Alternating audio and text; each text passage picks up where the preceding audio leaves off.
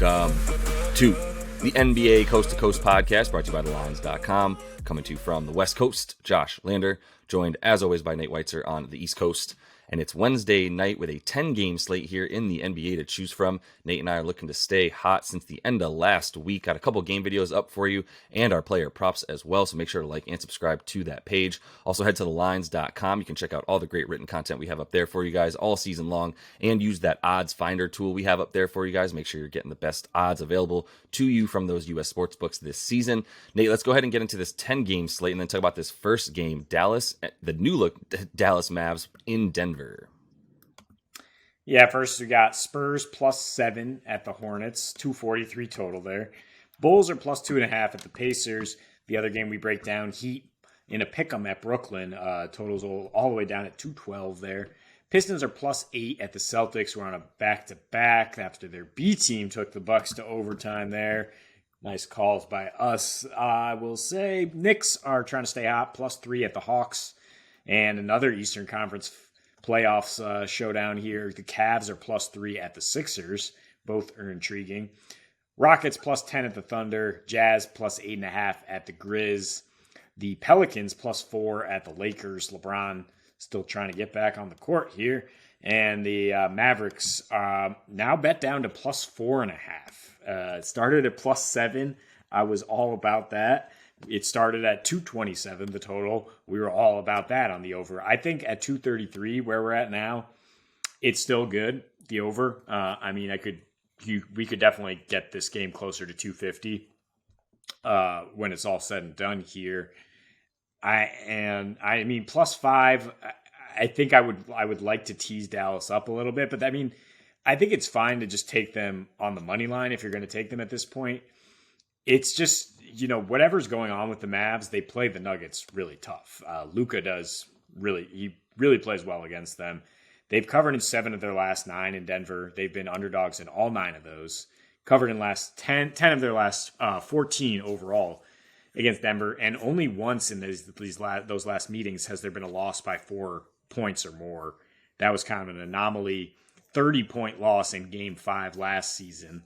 Early in the season, when Luka was kind of out of shape, I believe was the biggest deal there, and then he didn't really get going till he came back in the second half.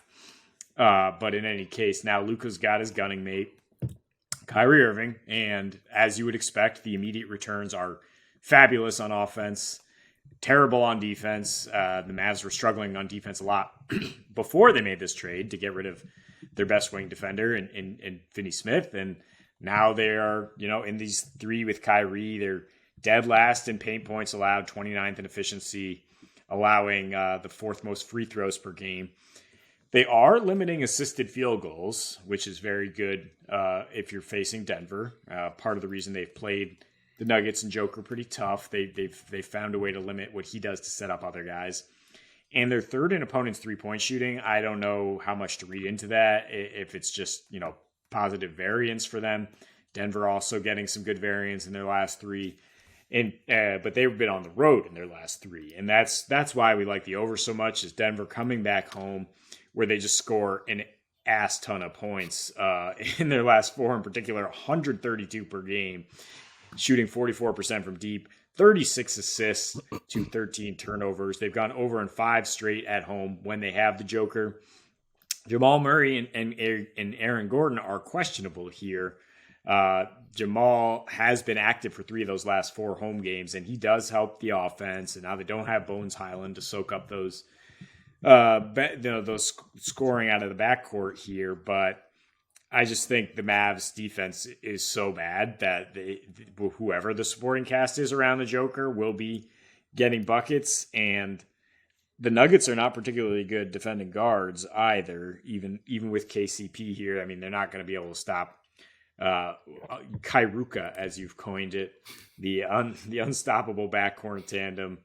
So as long as this one's close, that's what we've seen is the 4th quarter, Kyrie really turning up. Luka, obviously one of the more clutch players, and spreading it out for them to hit 16.5 threes per game, Dallas. It just seems like we'll have a lot of points scored here for sure. Yeah, I think Denver at home, and like you said, the Kairuka, Irving, Derving Mavs, and the not even the pace that they play. It's just it's like guard time. We already knew what this was going to look like. Like you said, expectedly, the offense is really good, and the defense is equally as bad. And I think that's a big part of what we're banking on here with Denver, and it being able to score just a ton of points against this team. They're going to dominate the boards. Like I kind of start there. You mentioned the Joker, interesting stats against this team, right? Like the 23 and a half points in his last four versus the Mavs, only 6.5 assists, like you called as well, and then 14 boards because that's where the Mavs are going to just be hemorrhaging rebounds, probably some second chance points, definitely some second chance opportunities on offense for Denver in this one, and Joker to get most likely his rebound prop if nothing else. So it does scare me a little bit now that this is at 233 combined with the fact that maybe Aaron Gordon and or Jamal Murray don't play.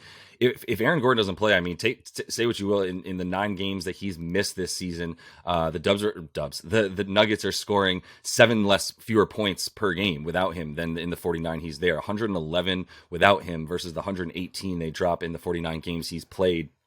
Obviously, obviously the home road splits for Dallas or for Denver are so stark as a lot of teams this season that it doesn't really worry me too much if the Joker's out there surrounded by most of the guys, especially one of Gordon and Murray, to be able to get close to the 121 that they've been dropping at home all season long, where they're making a couple more threes a game, 4 more free throw attempts as well. I think there's going to be a bunch of fouls there for the Mavs as they're trying to stop some of the length and size. Don't forget Thomas Bryant also is going to be causing problems, especially if Christian Wood doesn't play. And not that Christian Wood is an all-world defender, but there's at least another 6'11" body out there that can block out when there isn't that many guys at that size on this team right now that you trust to even put out there. So 19 and 10 against the spread, going over a bunch, and that's where the Mavs go over is on the road this season, as we've seen. Not like they're playing great defense at home, but it's just not really much more non-existent on the road this season, as they're 10 and 6 to the over when they're away dogs, and like 18 and 10 overall on the season on the road. So Luka's versus Denver, like you said, maybe Denver doesn't stop guards very well, but it's just been a little bit slower, uglier, choppier games that they've played, and that's a big part of why Luka's only had 24.5 points on 41% from the field over his last 4 versus Denver. But this is, like we said, the new era of this team, and to just harp on the lack of defense as much as you can expect them to score and get buckets. The lack of defense, 28th in opponents' points off of turnovers, whereas they used to be 3rd. Big jumps, 25th in opponents' second chance points, fast break points, second to last in opponents' points in the paint. So it's just, they're going to be eating. The Nuggets have been fast breaking a lot as well, especially at home, where they get like 4 more fast break points per game than when they're on the road. So the whole matchup for me, I like the overs. I do want like one of Aaron Gordon or Jamal Murray to play to feel better about 233. I would take 226.5 like I already did. I would take that, over that with or without those guys at this point. I think this gets closer to 230 than anything else, but it is getting a little bit high, and I would make sure that you can jump on it a little bit early. And I have no problem with a tease in this case, Nate, and agreeing with you that getting that below 230 for the total, and Denver Dallas to be able to lose by double digits or close to it and still cover, I think we'd be pretty good with that. Yeah, I mean, you mentioned their numbers going down without Aaron Gordon, but 7 of the last 8 he's missed have been on the road. And the first 3 he missed this year, at least, were also without the Joker. So, I mean, including back-to-back at Dallas, where the Nugs failed to get to 100 points, because of course they did, because DeAndre Jordan's in there instead of Joker. Their second unit is already better. They got Thomas Bryant in there instead of DeAndre. And it's just a case of the Mavs being a completely different team now with Kyrie Irving. It's related to what we're going to talk about in this other game video. It's what the Nets are going to be without him, and why they have the lowest total of the night as they're looking like this. So it's a far more entertaining product. It's a far more fast paced offense from the Mavs. Kyrie pushing in transition as much as he would like to. That's why we should see a lot more overs. The line has adjusted. The people have adjusted the line, but yeah, I don't think that Vegas has quite adjusted to these new look Mavs yet in terms of the opening line. And in any case, I mean, whatever they set for these two teams, they've gone over in 4 of their last 5 meetings. They tend to be close, like I said. I mean, when they have the Joker, you would expect it to be higher scoring. So that's why I do think 230 is very comfortable. Just depends which way you want to tease it. When you're at that 4-point spread, it's like, do I just want the Nuggets on the money line then at that point, or do I want Dallas to come along for the ride? Because I do think the Nuggets will win. I don't think Kyrie is necessarily the most winning player with that style. I just think it's very entertaining and very high scoring. No, but that was, I mean, either way, I love what you're saying, diving into those stats a little bit further of why maybe they have some skewed numbers with and without the guys that are questionable tonight for them in Murray and Gordon. So the Heat here, and basically in a pick, I'm at Brooklyn, and that total dropping from 214 to 211 as we speak. Pistons +8 at the Celtics, who are on a back-to-back after overtime in Milwaukee. Knicks are +3 at the Hawks. The Cavs +3 at the Sixers. Couple of good Eastern Conference playoff matchups there. Rockets +10 at Thunder. Jazz struggling right now, +8.5 at the Grizz with a 240 total. Pelicans are +4 at the Lakers. And the Mavericks, the other game we break down, +4.5 now, bet down from +7. And the total's been bet up from 227 to 233 in that game. But we still are leaning over for sure there in Denver. I mean, the Heat Nets here at 211. I'm not willing to take an over or an under. I'm just taking the Miami Heat against a Nets team that it'll be interesting to see if they can hold this 6-game lead they have right now from the bottom spot in the play-in tournament, because they just don't have much of a squad. I mean, it's the Spencer Dinwiddie show. I guess now Cam Thomas is definitely slowed down after his initial 3-game heater, after I guess teams got some film on him or whatever regression hit. They're not playing him either as much. Yeah. Right. Yeah. He's down to 24 minutes per game, scoring under 14 because Dinwiddie is soaking up nearly 30% usage, scoring about 21 a game in those 3. But Dinwiddie, is exactly the type of guy that I look for the Heat to just shut down. And sure enough, his last 3 against them, 9 points per game on 39% from the field, 23% from downtown. The Nets just, I don't know where else they turn for scoring if he's not cooking against a team with poor backcourt defense. And I mean, they've covered in 3 of their last 5 here since the Kyrie trade request, since things kind of shifted. They've only won one of those games against Chicago when Chicago shot a ridiculously poor 8 for 25 from 3 and didn't take care of the ball. And Brooklyn hit 17 threes. Even in that game, though, their bench was just so abysmal now that they're this thin.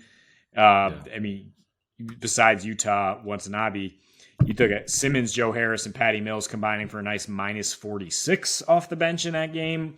I'm surprised they were able to hold that lead. Simmons, it's been talked about ad nauseum, is just completely falling off the cliff here in his last 6. He's a -46 when he has played. He's just always a negative in the box score. But the biggest thing here is the clutch numbers. And the Nets have been in these games and been right around covering. Against the Clippers, I think they covered by half a point, but they just collapsed down the stretch without a closer. I mean, they've been having 2 of the best closers in the game for multiple years now, and without them, it's just kind of like searching for answers. They've gotten into 3 clutch games in their last 6 here, and they have a 63 offensive rating, worst in the league, -85 net, and that is 28th in the league. Miami, they're not necessarily blowing doors off people. They've played actually a pretty tough schedule, though, in their last 10 is part of the reason to say, like, okay, I understand that, but still +24 net in clutch time there, which is 5th best, and 93 defensive rating, as you expect from Bam. Jimmy and the boys, I mean, both of those guys are in tonight. They're missing some key scorers, and mainly Tyler Hero. I mean, the fact that Kyle Lowry remains out hasn't really been a big deal. Gabe Vincent's been sort of a 1-for-1 replacement in a sense. I mean, he's +21 in his 5 starts for Lowry here, averaging 13 points. Is solid. And yeah, Miami Heat ball on the road, second in scoring, tied with the Bucks for best efficiency defensively, fourth in paint points, sixth in free throw attempts. I just think they can put the clamps on the Nets down the stretch when they need to. And obviously, this is a key standing situation. They're right behind the Nets, and there's blood in the water right now. I think you would expect Miami to act like sharks here and get this win. Yeah, I think that's what you expect is Miami to really bring it, kind of like a situation that we saw with the Phoenix Suns as well the other night, where we called them beating the Kings last night, where it was just a situation that it's hard to trust Phoenix as of late, but the signs pointed towards everything being on the up and up for them. I'm not necessarily saying I'm ready to start riding the Heat, but to your point, they have been playing a relatively tough schedule. I will say, I mean, in their last few games, I mean, the Nuggets and the Bucks were in there, but they also had the Magic and the Rockets and the Pacers as well. So that, the rest of the way, it's not going to get much easier for them, to be honest. They've had some pretty easy games that they've let flounder this season. That's kind of been the story for them, is like, even though they sit where they are, in terms of 32 and 26, they still got that sixth spot, like you said. And they're playing in such an awful division that they're going to easily probably win that Southeast, right? But like, that doesn't mean that they've been playing well. They've been playing crap competition with one of the easiest schedules. And so now it's only going to get harder. This is not necessarily the hardest of those games. I don't know what to do with the Nets just yet, as I think we both don't. Like, now there's just a lot of the same type of guy on the team. Like we said, they're the best. They're the 3-and-D team. They almost had Jay Crowder too, but they're the 3-and-D team of the league right now. And that's how they're going to continue to have to score points, is, continuing to be able to probably score from deep, relying on their two new guys from the Suns, as well as continuing to rely on guys like Watanabe and Joe Harris as well. Seth Curry just not really around or playing well. You mentioned, I just have to say it, like you mentioned Ben Simmons. Like, I was ready to start betting a little bit more on the Nets. Like, what has everyone been saying since Ben Simmons has been on the 76ers? Like, put him on a team where it's just a bunch of shooters and guys who can sort of dribble or he can help them create their own shot and play as a big man. So that's what this is, and he still can't really do it. He can't stay on the floor. He's not even putting up if you're in the thick of an offense and you don't shoot the ball when the ball is supposed to be shot within the flow of that offense, you are a bigger detriment to that offense than, if you even put that ball up and miss it at that point. So that's why he's not on the floor anymore, and that's why I wouldn't trust them to be able to do anything up. The Heat, say what you will about what they've been doing on the road as of late, definitely not impressive, and it's been that way all season. They're basically a similar team, though. I'm not going to say they're much worse. Obviously, they have a few more wins at home where they're 19-10, and you feel a lot more comfortable betting on them in that type of situation than maybe this one. So I really don't love the idea of betting on them even as dogs, although I know they're a bit better. If anything, you're betting on the idea that, like you said, this is a game that they need. It's just the road Heat right now, like, I don't really believe in them, to be honest. And this isn't necessarily the route that I would take, but that's just me being fully honest with you, Nate, rather than lying to you and saying that I love this Heat pick. Yeah, last time I took the Heat, you were like, I can't trust this team. I don't even trust their injury report. And they'd handled business. But the point is, yeah, I mean, the fact that they're on the road is why you're getting them without a spread. In fact, you're getting a point, which is vital, because they're not going to blow doors off anybody. What they are going to do is grind out wins, in the margins of where you need to find points in the NBA when you're not a great offensive team, when you're not cooking. You don't have all your guys, because they never seem to have all their guys. And in this matchup, that's exactly what Brooklyn's struggling to deal with. I mean, they're fourth highest free throw attempts allowed at home. In their last three, they're allowing 57% of opponents' points off twos in 2-point field goals. So, it kind of lines up well for Miami to win, to get big shots in the mid-range, for Bam and Jimmy to do what they do there inside the 3-point arc, get to the free throw line, score their points there, and then just be able to clamp down on a really limited offense on the other end, because it's just, it's a team made of 3-and-D guys, like you're saying. There's like one playmaker in Dinwiddie. And like I said, terrible numbers against the Heat. They can slow him down. And just so I don't think that the Nets are going to be able to find much. I mean, if you just look at the defensive rating overall, not even in clutch time, the Heat is 5th, and the Nets are 29th in their last 11 overall. And the Nets were able to overcome that at times with Kyrie going off, but they just don't have somebody to go off again in any matchup necessarily. I mean, Cam Thomas is capable, Dinwiddie's capable, but it's just I don't think it's happening tonight. So I think Miami wins a low scoring game. No, they're not. You've convinced me. I consider me convinced. This is the exact logic that I used to feel really good about taking the Knicks against the Nets, a game we called a couple nights ago when we did our one sort of individual solo videos. But yeah, I'm completely around because who's going to finish? I watched that Philly Brooklyn game for the entire second half at that point, and that's exactly what happened and why I felt good taking that Philly money line when they were down double digits in the third quarter. I was like, great, but who's going to score and who's going to continue to stop Embiid once it comes down to when it's important at the end of the game? Like you said, interestingly enough, since the trade, the Mavs, when they've actually had some clutch time, have been putting up a lot of points because they've got Kyrie Irving, the guy that was doing it for the Nets previously. So I think it makes a ton of sense that this game is going to be close no matter what. To be honest, I don't see the Heat just running away with it. I think the Nets are going to come out. I wish they would play Cam Thomas a bit more. I understand the liability he is on defense, but it's like, come on, man, it's Hail Mary time to a degree. And if ever there was a Hail Mary player, it's Cam Thomas. So either way, yeah, I think Jimmy and the boys, as we've been calling them for a bit, they handle things down the stretch, man. And Jimmy going to the post and doing his thing, I think you can feel pretty good about that for this Heat team. So Nate, let's go ahead and jump into your first NBA play-up prop for tonight. Yeah, we break down Nuggets Mavs, and we like the over. We like the Nuggets at home. That means we like the Joker to orchestrate everything at home.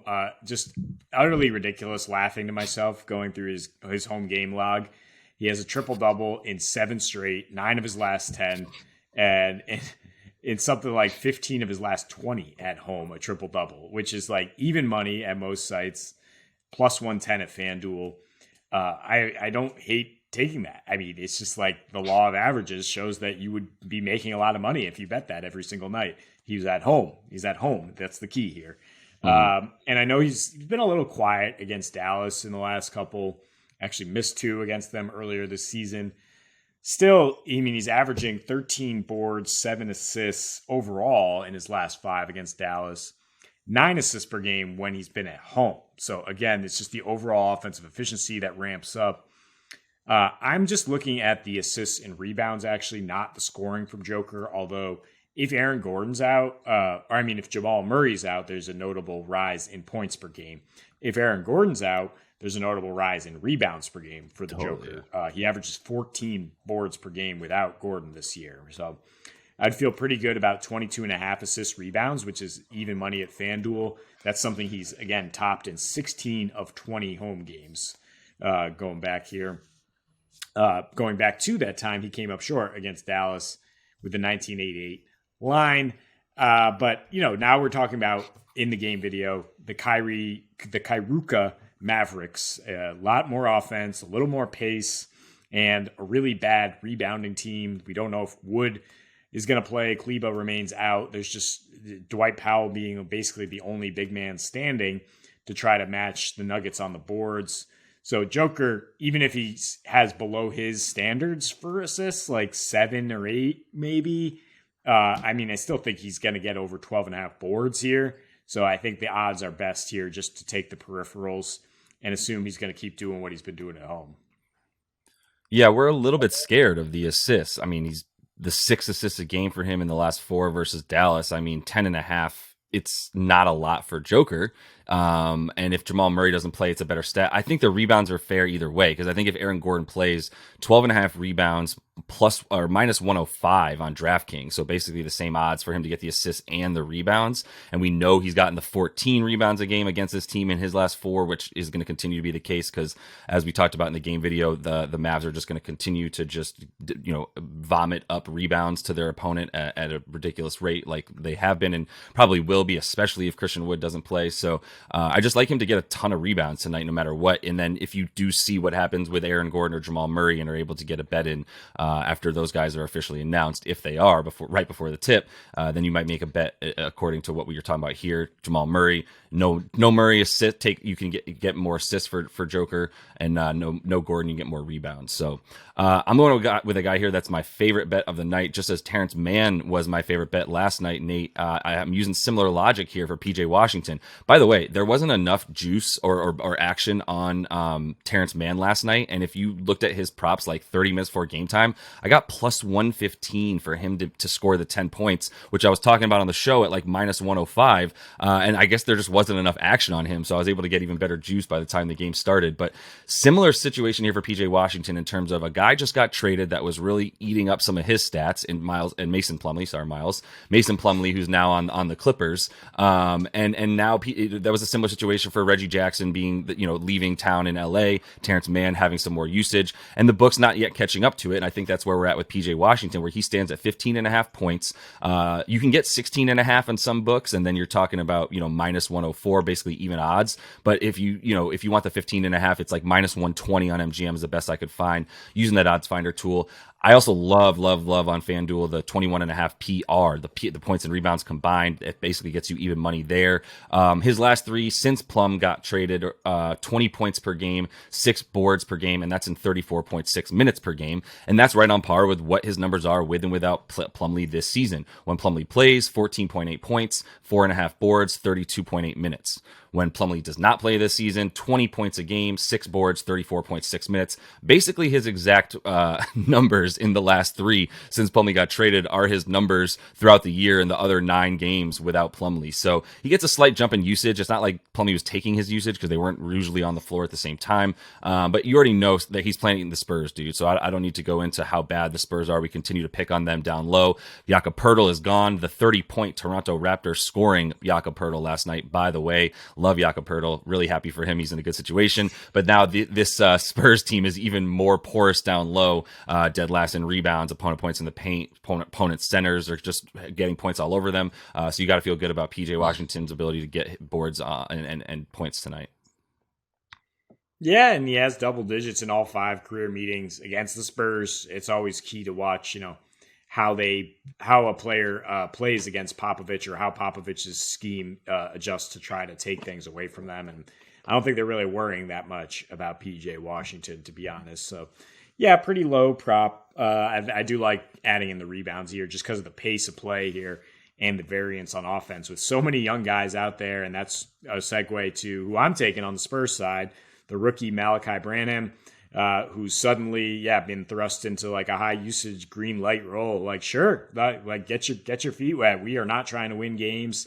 In his last 7, he's scoring 17.5 points per game, along with 3.5 boards, 3 assists, 20% usage, pretty solid. It's been a little bit higher his last 3 since he struggled against Toronto. In that last 3. He's got double digits in all of them. He only had 10 points against the Hawks, but still very much had the green light. Again, 4 for 15 from the field. So I love to see that from a young player, that you're going to be allowed to hoist even if you're missing. His prop is only at 13.5 points, and you get slightly better odds if you want to tack on 4 rebounds there or a couple assists. Either one is solid against the Charlotte team that has a 120 defensive rating in their last 7. It's getting out-rebounded 7.5 per game, giving up the second most rebounds and second most assists overall in that span, and also giving up the 5th highest 3-point percentage. Branham to just hit 2 threes is minus 120 at Caesars, and he's hit 8 threes in his last 3 games, so that's worth a shout here. But I think, just the points for him to get 14 against a porous defense is pretty reliable. Yeah, welcome to the show, kid. I like the points. I would add the threes as well, like you're saying. I think that's where you can probably expect him to get some points. And Charlotte, especially over the last 7, like you said, they've been okay at times at home on defense in pretty specific situations. Have the Hornets, but I would feel pretty good about this game going up and down, up and down, up and down. And Malachi Branham, like you said, continuing to get the usage when he's in the game and the green light to just let it fly. So I'm going to finish things off here with Mr. Morant. We haven't talked about John a little bit, but I think the Grizz are going to be on a little bit of a streak. I do like the fact that they are one of those teams that haven't really changed much, to be honest, because I think they know they have the weapons already at hand, and that consistency is going to kind of continue to propel them. Big win against the T-Wolves a few games ago where they scored a bunch of points. Similar situation here. They're playing the Jazz, one of the worst defensive teams in the league, especially since in the last 4 games or so. And Ja, 28.5 points, I should say, minus 113 on FanDuel. differential. If you add the assist, you can get 36.5 points and assists combined at minus 115 on DraftKings. The Jazz last four, his last four versus the Jazz specifically, 31.5 points, 6.5 boards, 8 assists in about 36 minutes. I think it's gonna be a similar situation for him tonight, and the Jazz are just completely giving up all the points to point guards, third most points to point guards, and I believe sixth most assists or so in the last 5. This Utah defense allowing 124.5 points a game, the 8th most free throw attempts, which we know is crucial for Ja, who's been averaging about 9 in his last 5 overall, and also the 8th highest 2-point percentage, which is where we know Ja is going to be doing the majority of his work there. His last 5 overall as well hit over this prop, 29.5 points per game, 8.5 assists per game for Ja. He's also playing at home, where he scores a couple more points per game at 28.5 versus the 26 that he gets on the road. So this Grizzlies team at home, I think you can expect them to feel really good on offense against the Jazz. And I wanted to go under because of how good the Grizzlies have been playing on defense. I kind of wanted to go under on one of these Jazz players, maybe somebody like a Jordan Clarkson, who's had some pretty bad numbers against this Grizzlies team. But I think the pace is going to be so fast and that they're going to be so up and down either way that it would scare me to take an under even on a Jazz player right now, unless you couldn't think this is going to be like a 30-point blowout, which is why I felt like no matter what, I was kind of safer taking a Ja over than anything else in this game. I'll take under Lauri Markkanen, which you floated out there, and I think that's actually a little more appealing to me than the Ja over, because I do worry that Memphis is going to win this game by double digits, and that Ja might not be out there down the stretch, and that the Jazz just aren't hanging on the road specifically recently. True. But Markkanen, going to be going up against Defensive Player of the Year leader Jaren Jackson. His prop all the way at 26.5 points or like 38.5 PRA, about even money to not have a double-double. I like any of that. I just don't think he's going to have his usual production that we've seen against soft defenses like Houston or Sacramento or whatever. This is Memphis. This is in Memphis, and I think they're going to get into his jersey here tonight and make it tough on Markkanen. Yeah, I agree. I mean, they've been a little bit worse without Steven Adams in there, have the Grizz down low, but they're still limiting teams to the tune of the 4th fewest points in the paint and stuff without him. So yeah, they're still, like you said, Defensive Player of the Year candidate. Triple J still out there. It's probably pretty good. I do like a Lauri under as well. But I think 20.5 is just so high that I don't love taking it like we're talking about, but I think there's gonna be a lot of points in this game. So that is all the time we have for you in this one. Make sure to like and subscribe to that page. Continue to follow along, hitting it like an 85% clip, dude, in the last 4 nights on these player props. So until we see you next, happy betting.